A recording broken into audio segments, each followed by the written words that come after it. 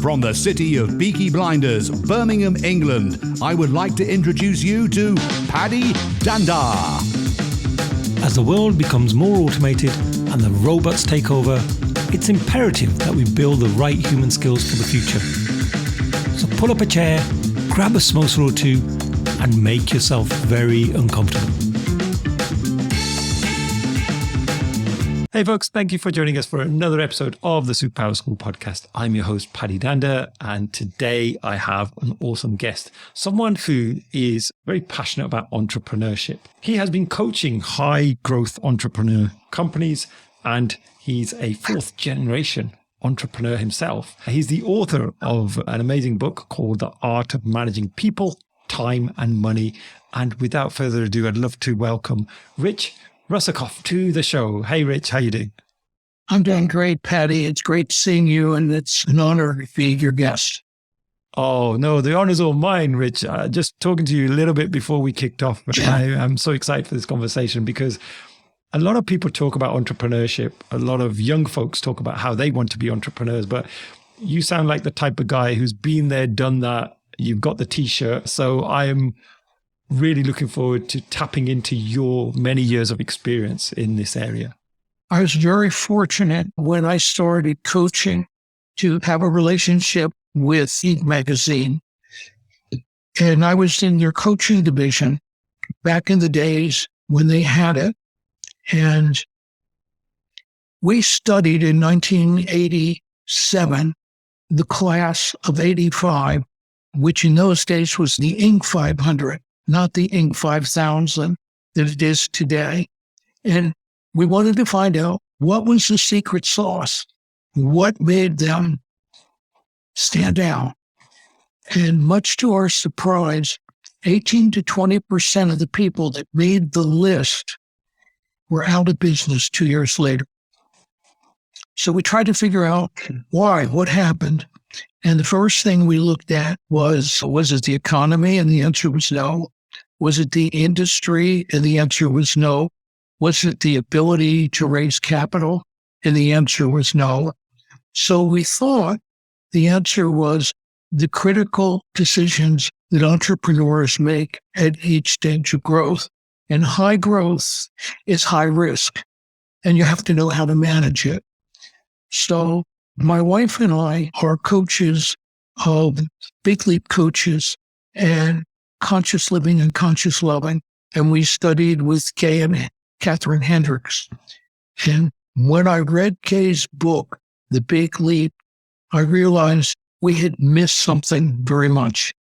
And the key thing is to understand what you do that's in your zone of genius.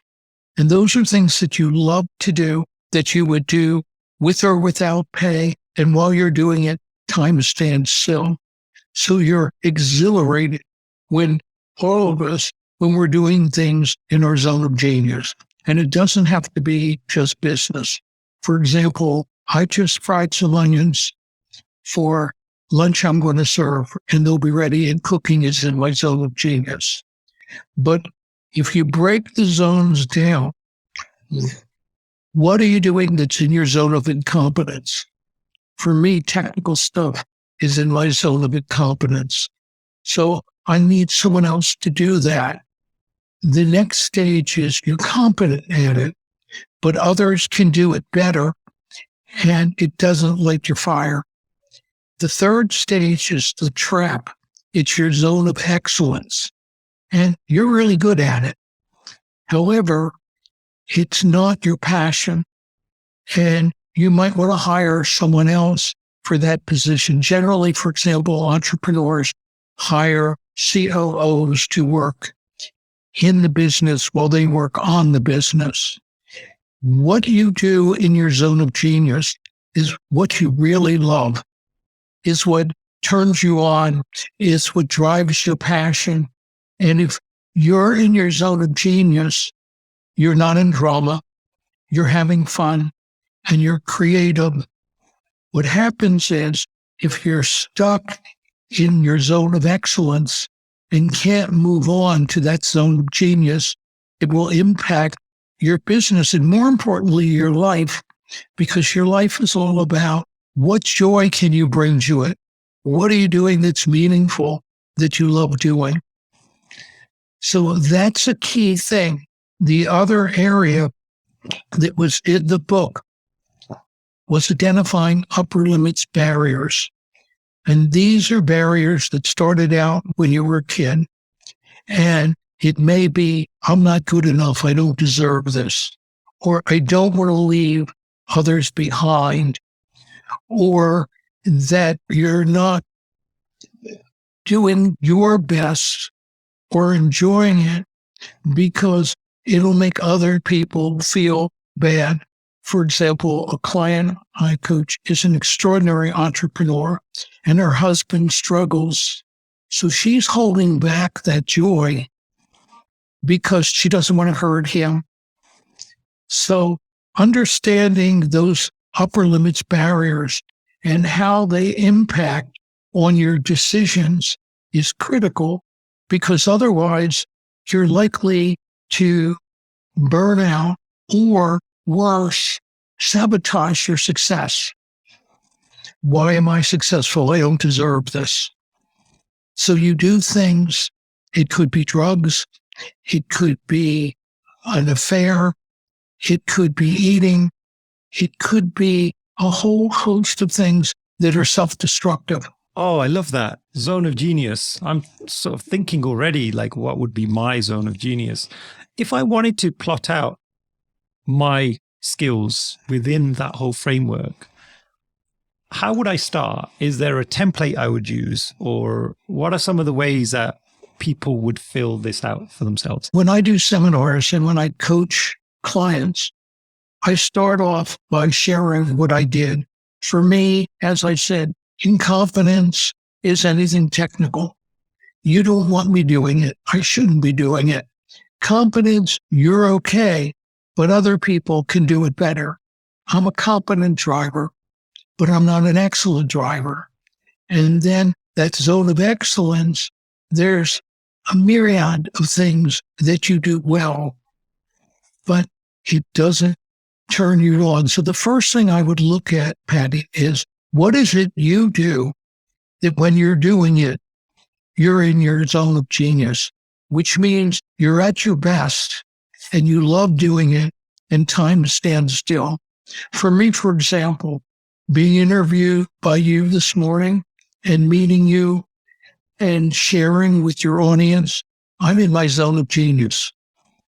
So what I've done is I've eliminated about 90% of the things that I used to do and focus on what I love. I have to say, podcasting has become my zone of genius over the last few months because I've discovered it and taken it a lot more seriously than I had ever done. I get so much joy out of it. And it's amazing that it's not just even the talking and the conversation, it's the whole end-to-end workflow, which is taking that episode and then editing it, putting some of my own creativity into that, and going as far as even doing the thumbnails. Like, the whole creative process for me is what I absolutely love. So I have been thinking a little bit about that as you were talking it through as to what could be my possible zone of genius. So, Patty, what I hear from you is you love building relationships.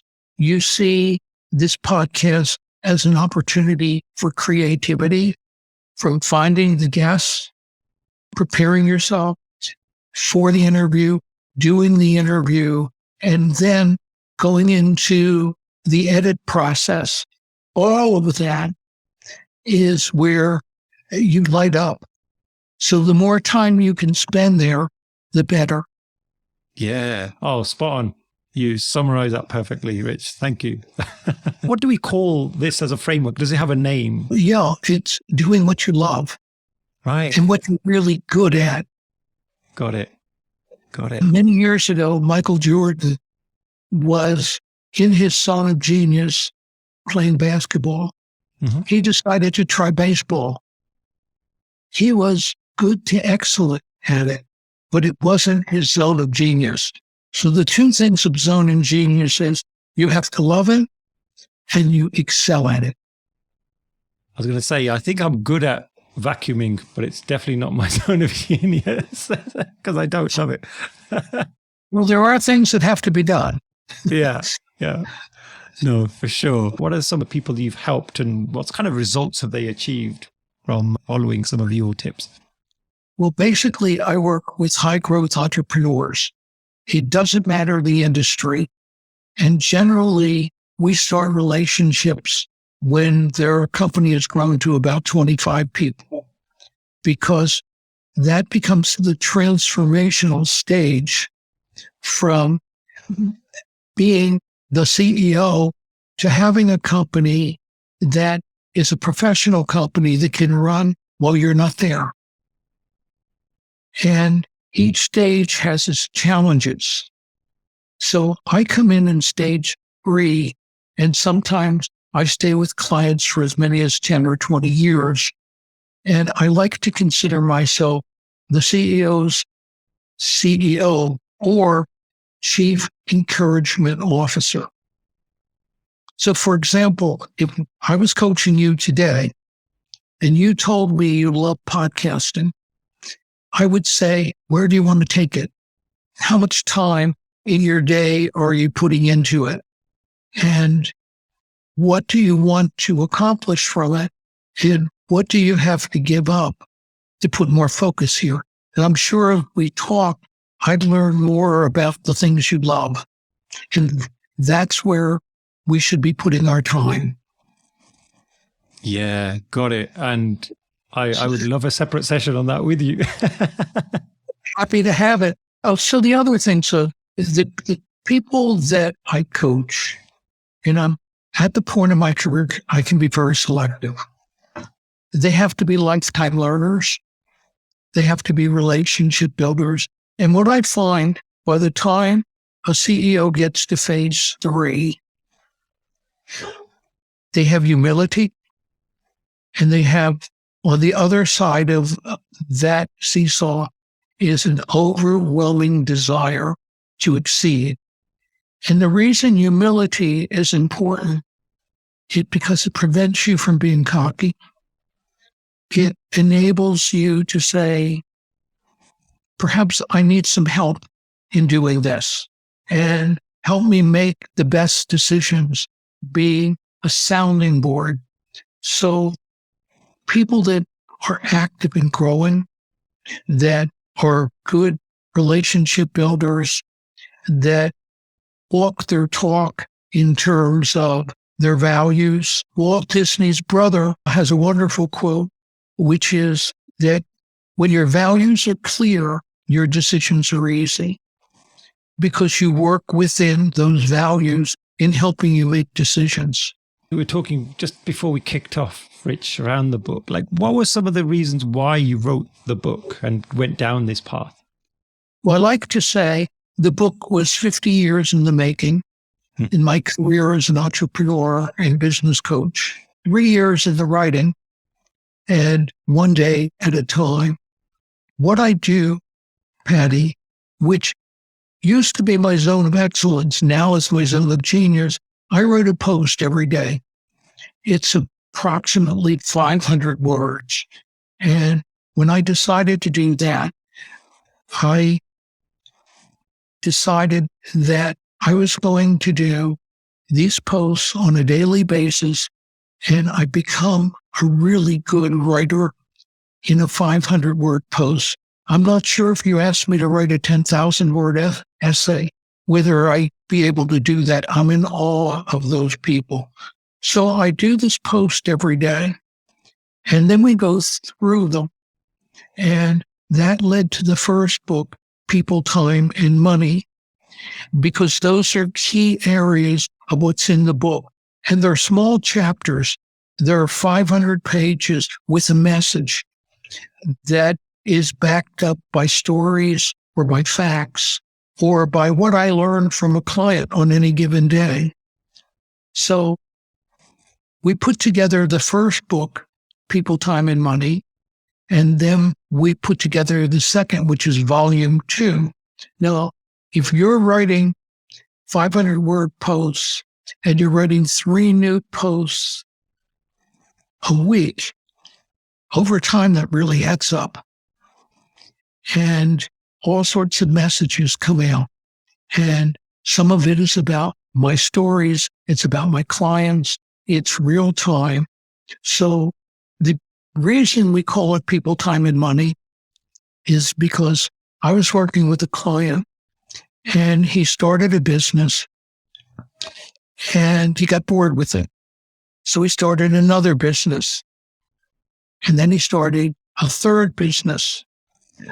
The problem was the people he had running these businesses were not entrepreneurial, and he didn't have the right people in the right place. So then we get to time, because he had 3 businesses. Think of a mama bird feeding little birds. So whenever he was in one place, he wasn't at another, and he couldn't manage his time effectively. And from a financial standpoint, he didn't have real financial information to make the best decisions. For example, finding a business that's a cash cow and another business that's a sick puppy, and you can either change that sick puppy or you get out of that business and focus on a business you do best. So this client called me that went through that issue, and we identified what it was. And that was the origin of People, Time, and Money. In terms of those stories, because I love stories, Rich. So you mentioned you've got some interesting stories in the book. Are there any that really stand out for you that you'd like to share? Well, for example, during 9/11, I was in New York working with a customer called Maxon's Restoration. And I was supposed to do a leadership training. And then the first tower went down. And the leadership team all gathered except for the CEO, who lived in Long Island and couldn't get across. They didn't let him into the city. They weren't letting anyone in the city. So it's a story about Maxon's Restoration being down in ground zero for 6 months, and what we knew we had to do to make a difference. And the CEO, Damon Gersh, won the Ernst & Young Entrepreneur of the Year award for what they accomplished at that time. Another story is a client that their CFO was in India, where they do a lot of imports, and was their major place where their factories were in a town called Jodhpur in Rajasthan. And there was a lot of saber rattling between Pakistan and India. And India wanted to send a message to Pakistan. So they did an atomic explosion. And the CFO said the ground shook for well over 100 miles. And when he came back, they looked at the brutal facts of their business. One, they had all of their furniture made in one country, India. And 2, they had 2 major clients that were representing 80% of their business. And 3, they didn't have the capital for growth to the next level. So the CEO decided we have to expand. And they went to Europe and found fantastic leather chairs. They went to Vietnam. They went to China. And they completely opened up their line of what they were carrying. And we decided that Crate and Barrel, who was our best client, we wanted to do at least as much business with others as we do with Crate. So we decided that number 3 in the brutal facts, to look at the top 100 furniture retailers in the U.S. and identify which ones we should go after and target. And then we started a campaign to attract them and to come to our showroom when in High Point, North Carolina, and we were very successful with it. So that's an example of another story. So every day, something happens with a client. For example, I have a client that just sold his business, and 3 or 4 people left the company immediately. What happened? Why?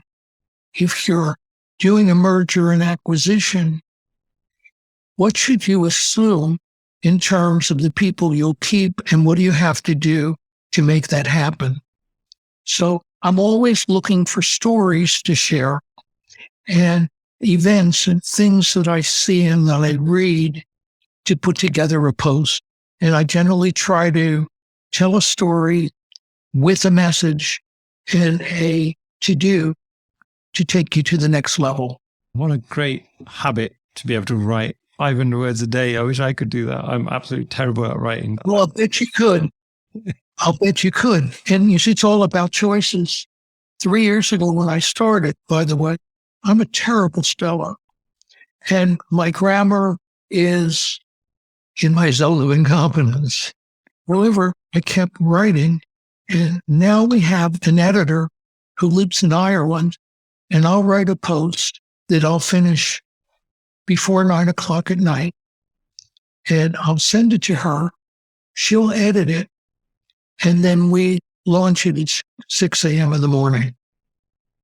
Wow. So I know on Thursday, I'm going to write a post called Put Your Mask On First. That goes back to the idea of creating the right culture. So if you look at your stakeholders, particularly in the corporate world, your shareholders are number one, and your customers are number two, and the people that work for you are number three. So what I'm going to talk about in this post is serve your people first, which is the equivalent of putting on your mask, and then serve your clients. And if you do those two things right, you'll be profitable and you'll serve your equity providers. You've obviously had many years in the industry. You've been working with lots of entrepreneurs.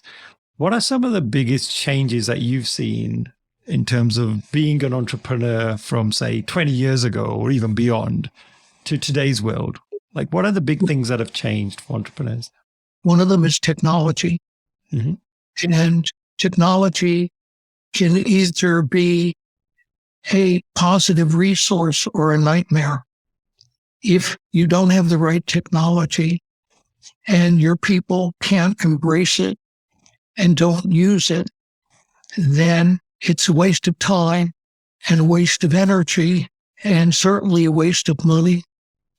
Another thing is, and this is a post I wrote, the old paradigm was the Peter principle, that people rose in companies until they reached their zone of incompetence or where they weren't good. And as a result, your top line people were not the best. The new paradigm is give your people a test like the cultural index or predictive index and see what they do best and put them in the right seat. And if you do that and you give them training, you have the opportunity to keep people indefinitely. Also, you need to look today at bandwidth. I'm a believer that most entrepreneurs and their leadership teams are very good at time management. What they're not good at is energy management.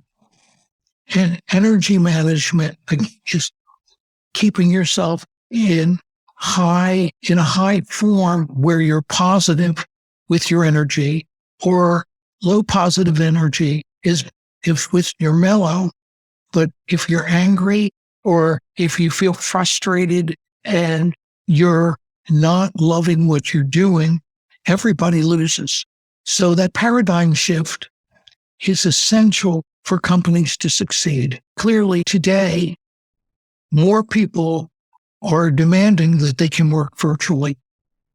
So there are challenges there, because there are times you need people to be together. But when we take on a new client, Patty, the first thing we do is interview at least 10 people in the company. And we ask them the same questions. And for a very brief period of time, we know more about what's happening in that company today than anybody else because the employees shared that with us. So as a result of knowing that, we know if we have the right people in the right seat, if the CEO is leading properly, if they're inspiring people, and where there may be problems that need to be looked at.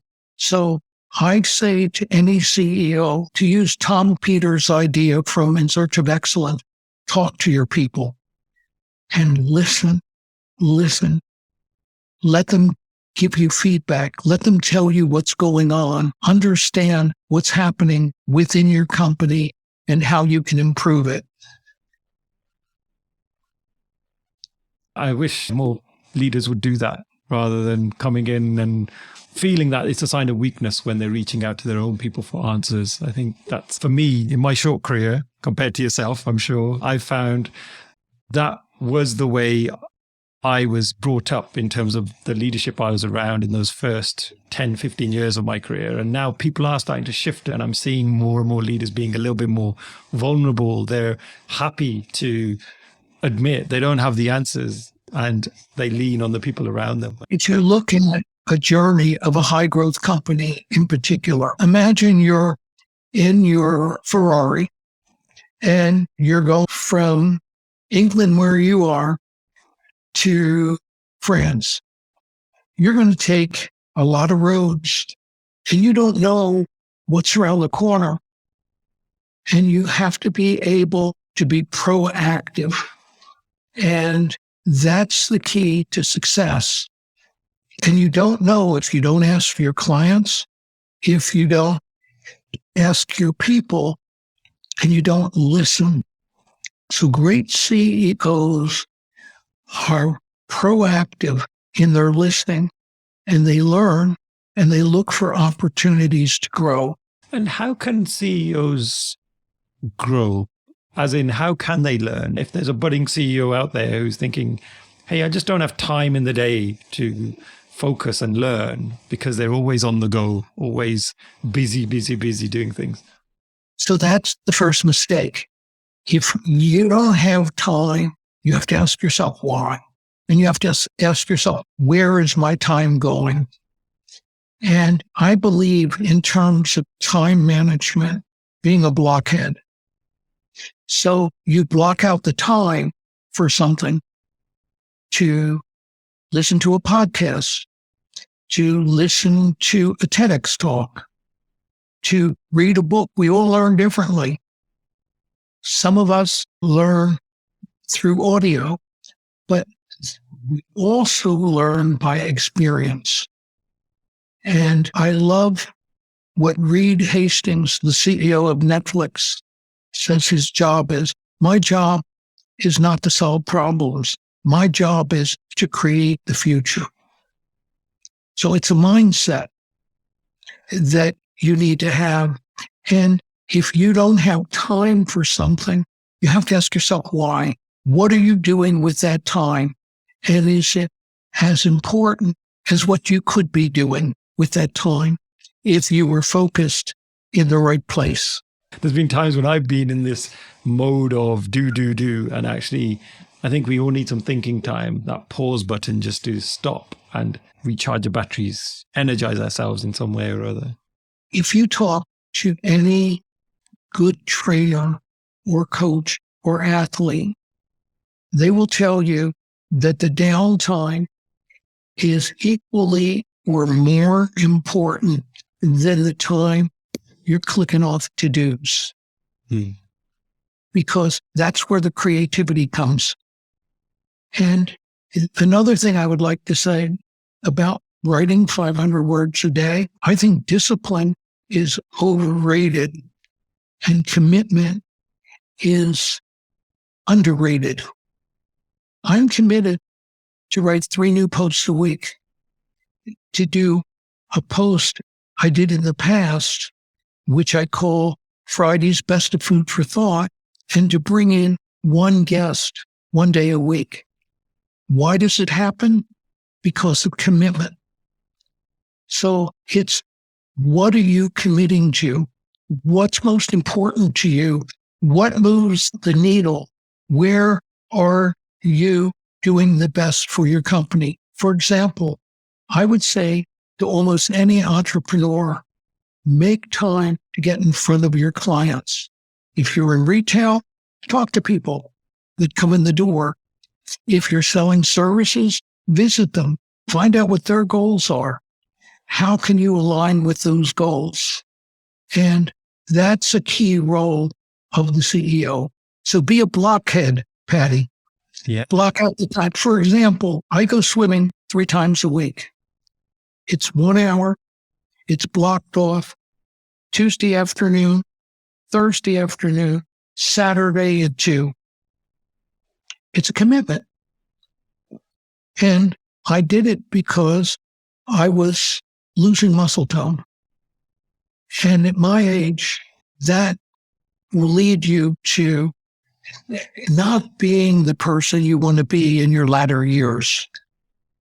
So where did that time suddenly come from for me to be in a pool 3 hours a week? I put it on the calendar. I blocked out that time, and I'll be in the pool tomorrow. I'll be in the pool Thursday. I'll be in the pool Saturday.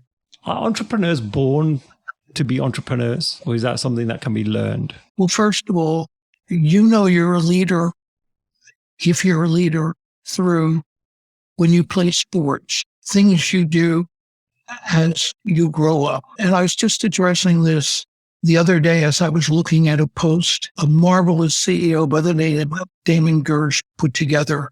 And he says it's a combination of being born with leadership and then learning how to grow and to be a better leader. For example, this guy that's coming to visit us, Brett Hatton, I taught him how to listen. And what he said was, when he shut up and listened, he learned so much more. And his team wasn't frightened of him coming to criticize. They were thrilled that he gave them the opportunity to see what they see and help him make the best possible decision. So it's not an either or. You can grow as an entrepreneur, first of all, identifying your strengths and identifying what you need in order to continue that growth. So I would say great CEOs are lifetime learners. They're always learning, they're always growing, and they're always looking to better themselves and their team. So my final question, if you could give your younger self some advice, Rich, what would be 1 or 2 big learnings that you've had? First of all, I think it's critically important that you learn how to manage money. I was on a call with a client last week, and it's the first time he ever looked at his balance sheet. And the balance sheet really is how you keep score, because the balance sheet shows, are your assets growing or are your liabilities growing? And as we looked at it, we saw, for example, they had $300,000 worth of inventory on the balance sheet. He said, I don't think that's right. I think we have about 5 or 6 100,000 on our balance sheet. So now we begin to look at the inventory, and we begin to look at what inventory is dead inventory and how do we move it so our money isn't sitting there. So learning how to manage people, how to hire, I believe it's the key to success is hiring, requiring, inspiring, firing, communication, and training to help your people grow. Got it. Oh, some great advice there. Thank you so much, Rich.